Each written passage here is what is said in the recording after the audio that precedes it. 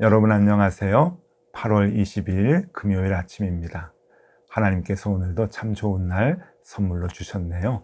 말씀 보면서 기도하면서 또 하루 시작하도록 하겠습니다. 오늘 함께 볼 말씀은 잠언 26장 17절에서 28절까지의 말씀입니다. 길로 지나가다가 자기와 상관없는 다툼을 간섭하는 자는 개의 귀를 잡는 자와 같으니라. 횃불을 던지며 화살을 쏘아서 사람을 죽이는 미친 사람이 있나니 자기의 이웃을 속이고 말하기를 내가 희롱하였노라 하는 자도 그러하니라. 나무가 닿으면 불이 꺼지고 말쟁이가 없어지면 다툼이 쉬느니라. 숯불 위에 숯을 더하는 것과 타는 불에 나무를 더하는 것 같이 다툼을 좋아하는 자는 시비를 일으키느니라. 남의 말 하기를 좋아하는 자의 말은 별식과 같아서 뱃속 깊은 데로 내려가느니라. 온유한 입술의 악한 마음은 낮은 은을 입은 톡이니라. 원수는 입술로는 꾸미고 속이로는 속임을 품나니 그 말이 좋을지라도 믿지 말 것은 그 마음에 7가지 가증한 것이 있음이니라. 속임으로 그 미움을 감출지라도 그의 악이 회중 앞에 드러나리라. 함정을 파는 자는 그것에 빠질 것이요 돌을 굴리는 자는 도리어 그것에 치이리라. 거짓말하는 자는 자기가 해한 자를 미워하고 아첨하는 입은 패망을 일으키느니라. 아멘. 네, 여러분, 오늘은 잠언 26장의 뒷부분의 말씀을 우리가 같이 보았습니다. 어제도 말씀드렸지만 잠언 26장 전체는 우리가 가까이 해서는 안 될 부류의 사람들, 세 부류의 사람을 얘기한다고 말씀드렸죠. 어제 표를 다시 한번 보여드리겠습니다.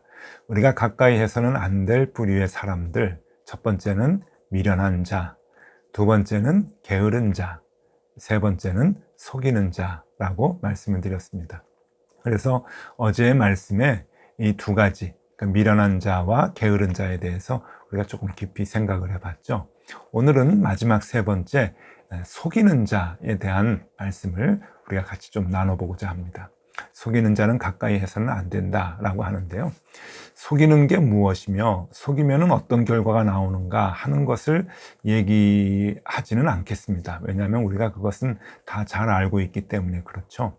오늘은 우리가 왜 살면서 속이는 말들을 하게 되는데 왜 속이는 말들을 하게 되는가? 그리고 속이는 말을 늘 자주 하고 많이 하는 사람들이 있는데 그런 사람들은 어떤 이유로 그렇게 남들을 속이면서 말을 하고 살아갈까 하는 그 원인에 대해서 우리가 좀 살펴보고자 합니다. 그러니까 근본적인 원리에 대한 이야기를 하는 것이죠. 자, 여기서 사람은 왜 남을 속일까? 오늘 두 가지 이유를 성경 속에서 찾아보려고 하는데요. 그 첫 번째 이유, 사람이 왜 남을 속일까? 그 이유는 이웃을 가볍게 여기기 때문입니다. 그러니까 나 외에 다른 사람들을 업신여기는 것이죠.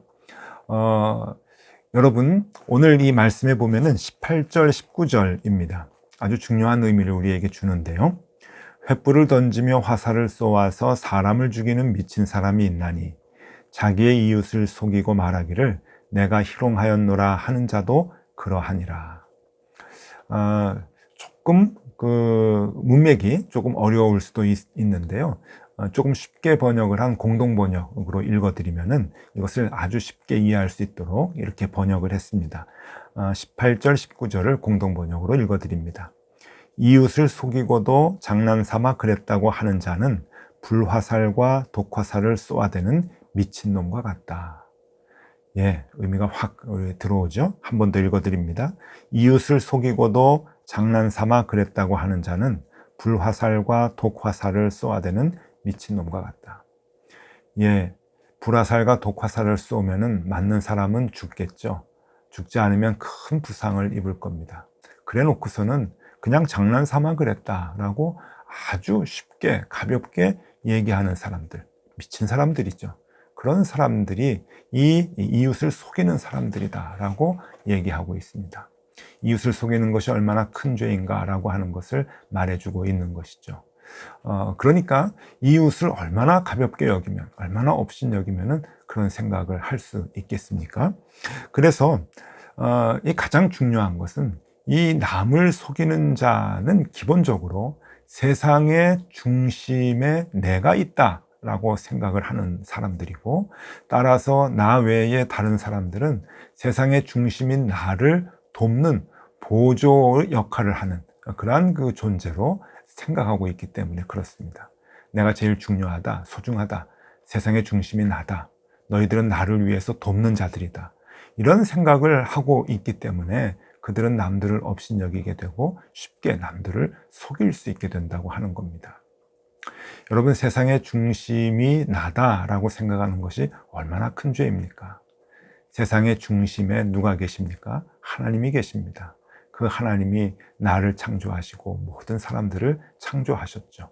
그래서 우리는 내 마음 한 중심에, 가장 소중한 중심에 하나님을 두고 그 하나님의 말씀대로 우리가 살아가고자 하는 그러한 그 마음을 갖게 되고, 그것을 신앙이라고 얘기하죠.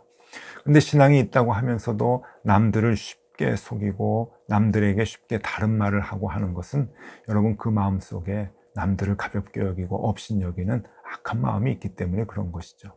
그것은 바로 아직도 내 삶의 중심에 주인이 나고 이 세상의 중심에 바로 내가 있다라고 하는 그 생각이 소멸되지 않았기 때문입니다.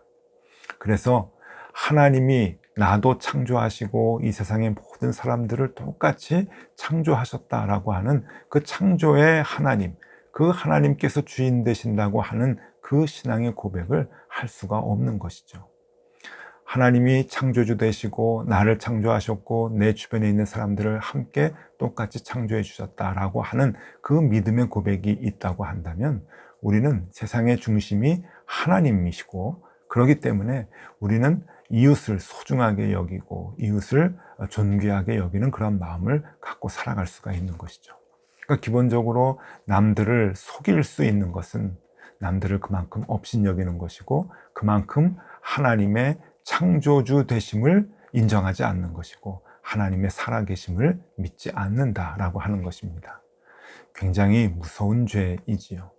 그러니까 겉으로 드러나는 것보다도 왜 사람들을 그렇게 가볍게 속일 수 있는가? 왜 그렇게 사람들을 다른 말로 해서 상처를 주고 죽일 수가 있는가?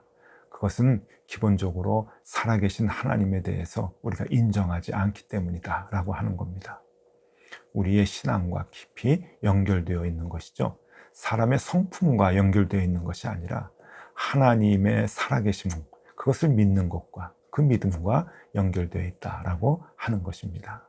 그래서 여러분, 남들을 속일 수 있는 것, 남들을 속이는 이유, 이것은 하나님의 살아계심을 인정하지 않기 때문이다. 아주 중요한 개념을 우리에게 말씀해 주고 있습니다. 또 하나, 사람은 왜 남들을 속일까? 여러분, 그 이유를 성경에서 다른 마음이 있기 때문이라고 말씀해 주고 있습니다. 굉장히 우리가 잘 아는 이야기죠. 상식적인 이야기 같은데 이것도 성경에서 얘기해 주는 의미를 한번 좀 살펴보도록 하겠습니다. 24절, 25절 말씀인데요. 원수는 입술로는 꾸미고 속으로는 속임을 품나니 그 말이 좋을지라도 믿지 말 것은 그 마음에 7가지 가증한 것이 있음이니라. 남을 왜 속일까? 그것은 그 속에 다른 마음이 있기 때문이라고 하는 겁니다. 그렇죠? 우리가 다 아는 얘기죠. 다른 마음이 있기 때문에 남들을 그렇게 속일 수가 있는 겁니다. 말을 다르게 표현할 수 있는 거죠. 마음에 있는 내 속마음에 있는 내 그 마음이 입술로 표현되지 아니하고 다르게 표현이 돼서 남들을 속이게 되는 것이죠. 그런데 성경은 그것을 아주 못된 악이라고 얘기합니다. 23절 말씀입니다. 온유한 입술에 악한 마음은 낮은 은을 입은 톡이니라. 온유한 입술과 같이, 온유한 마음과 같이 보이지만은 그 마음에 악한 마음이 들어갈 때는 남을 속이게 된다라고 하는 말입니다. 이 23절의 말씀도 공동번역으로 보면은 이렇게 번역을 했습니다. 마음이 악하면서 말만 부드럽게 하는 것은 겉만 매끈하게 칠한 질그릇과 같다. 다시 한번 읽어드립니다. 마음이 악하면서 말만 부드럽게 하는 것은 겉만 매끈하게 칠한 질그릇과 같다. 그러니까 값진 것 같지만 값진 것이 아니라 아무 소용이 없는 그냥 천한 그릇과도 같다라고 하는 그러한 말씀이죠. 다른 마음이 있는 것, 속에 다른 마음이 있는 것, 성경은 분명히 얘기합니다. 그것이 악한 마음이다 라고 말합니다. 속에 다른 마음이 있는 것이 왜 악할까요? 내 마음에 있는 것을 표현하지 않고 다르게 표현하는 속마음이 다른 것이 왜 악하다고 얘기할까요? 그것은 그 말을 듣는 상대방에게 많은 손해를 입히기 때문에 그렇습니다. 그러니까 금전적인 손해도 입힐 뿐만 아니고 시간적인 손해도 입히고 또 에너지의 낭비도 오게 하기 때문에 그렇습니다. 그러니까 그 말을 듣고 믿고 주변에 있는 사람들이, 그 말을 들은 사람들이 많은 것들을 낭비하게 되는데 그것이 이 사람의 속이는 말 때문이라고 하는 것이죠. 쉬운 예를 들면 이런 것입니다. 어느 남자와 여자가 이제 사귀게 되는데 여성은 이 남자에게 결혼을 이렇게 원하고 있습니다. 결혼을 전제로 이제 사귀고 있는데 이 여자는 자꾸만 이제 결혼을 하고 싶어 하는데 남자는 결혼할 마음이 없습니다. 그런데 남자는 자꾸 이제 시간이 지나고 때가 되면 결혼해야지. 나도 당신하고 결혼하고 싶어. 그러면서 데이트만 하고 연애만 하고 결혼을 자꾸만 안 해줍니다. 그러면은 여성 입장에서는 남자가 결혼할 마음이 없이 자기를 자꾸 만나주는데 여자는 그것도 모르고 시간 낭비하죠. 또 어느 정도 돈도 낭비하죠. 에너지도 낭비하죠. 마음의 모든 감정도 낭비하게 됩니다. 그러면서 결국은 결혼을 하지 않게 된다고 한다면 이 남자는 그 여성에게 있어서 큰 죄를 범하게 되는 것이죠. 마음의 생각이 입술의 말과 다르다고 하는 것은 그만큼 그 말을 듣는 사람들에게 많은 손해를 입히게 되는 것이고 그렇기 때문에 이 속마음이 다른 것, 속이는 말은 바로 악이 된다고 하는 것입니다. 그래서 예수님께서는 우리의 언어 생활에서 늘 이렇게 말씀하라고 얘기하시죠.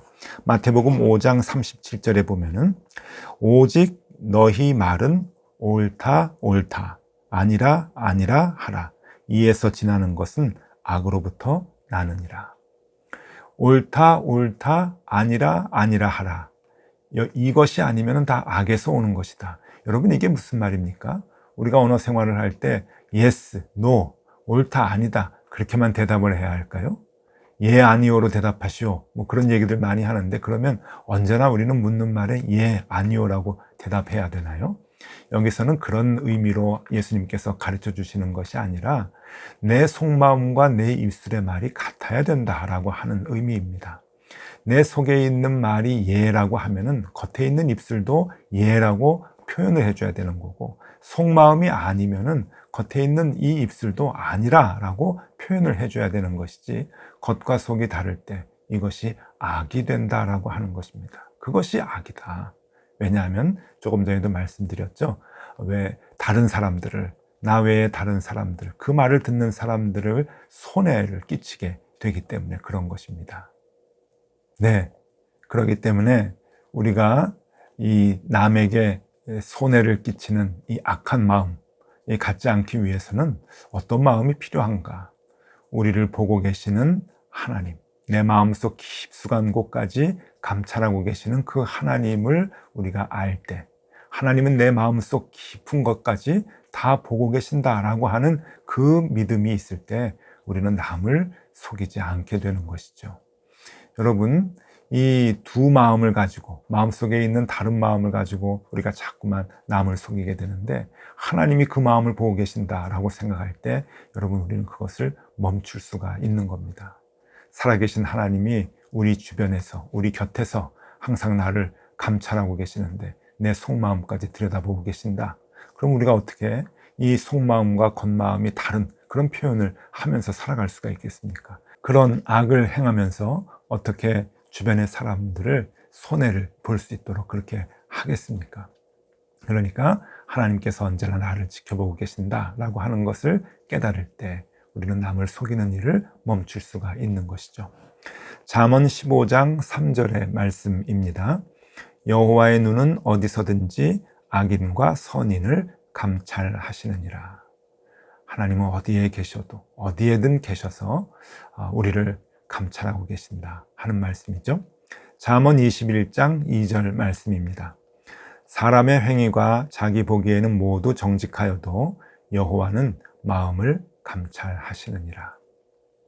우리는 우리 스스로 참 대견하다 생각하고 이 정도면 됐다라고 생각하지만 하나님은 내 속마음과 나의 표현들을 다 보고 계신다라고 하는 겁니다. 그래서 그것이 틀리면, 다르면 악이다라고 하나님 우리에게 말씀하고 계시는 것이죠. 그것으로 인해서 주변의 사람들이 많이 피해를 보기 때문에 그런 것입니다. 자, 여러분, 오늘은 우리가 남을 속이는 자 멀리해라. 내 멀리할 것 없죠. 내가 남을 속이지 않는 사람이 되기를 더 노력하는 것이 필요하겠죠. 그래서 오늘 이제 잠언 26장을 이제 다 보았습니다. 한번 정리를 다시 해드리죠. 우리가 멀리해야 될 세 부류의 사람들, 어제부터 생각을 해봤습니다. 미련한 자. 미련한 자가 왜 미련하다고 했죠? 하나님의 말씀을 무시하는 자. 그 사람이 미련한 자라 말씀드렸고요. 또 게으른 자를 멀리하라고 했는데 게으른 자가 뭡니까? 하나님의 말씀 가까이 하기를 싫어하는 자. 그 사람들이 게으른 자라고 말씀했습니다. 자, 오늘은 속이는 자에 대해서 같이 성경을 봤는데 속이는 자는 무엇입니까? 그것은 하나님의 살아계심을 인정하지 않는 자. 하나님이 내 곁에서 나를 감찰하고 계신다 하는 것을 믿지 못하는 자, 알지 못하는 자. 그런 사람들이 남을 속이는 사람이죠. 네, 여러분, 오늘은 남을 속이는 자, 그렇게 살면 안 되겠다 하는 그 마음 하나를 갖고 오늘 생활하시면 좋겠습니다. 오늘 하루 그저 생활할 때 한 가지만 기억하세요. 하나님이 내가 가는 곳 어디든 함께 하신다. 그래서 하나님이 나를 감찰하시는데 내 마음까지 감찰하신다. 하나님은 어디서나 나를 보고 계신다. 내 속마음까지 알고 계신다. 그거 하나 인식하면서 생활하면 여러분 오늘 잘 사실 수 있을 것입니다. 남에게 실수하지 않고 상처 주지 않고 손해 끼치지 않고 살아가실 수가 있을 것입니다. 오늘도 그런 하루 꼭 되실 수 있기를 바랍니다. 기도하겠습니다.